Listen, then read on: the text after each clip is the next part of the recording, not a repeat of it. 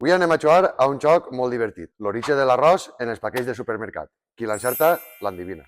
Anem a buscar en els paquets d'arròs de supermercat l'origen de l'arròs i no on està envasat, que és la manera que tenen d'enganyar al consumidor. Així no sabrem realment qui apoya la nostra agricultura. Anem a començar por el arroz preferido por los valencianos, perquè així, tot és pegar-li voltetes al paquetet, agarrar la lupa i tot, per si acaso està gran xicotet, fica envasado en silla, però en cap moment fica l'origen de l'arròs. Sin embargo, encara que no és el predominant en els supermercats, perquè no està en un palet allí ple, sí que és veritat que té la pegatineta de l'arròs en denominació d'origen València. Ixe sí que és veritat, però al final el que predomina als supermercats és este. Després tenim així dos paquets més de la marca La Villa, tenim que és arròs en denominació d'origen València, ho fica ben clar, i que és el mateix, marca blanca, voltetes al paquet, i sí que fica que està envasat en Almàssera i distribuït per X, però no fica d'on és l'arròs que va així dins, i això és el problema que tenim. I per últim ens trobem la marca Hacendado, que tots sabeu d'on prové, no fa falta que ho diga.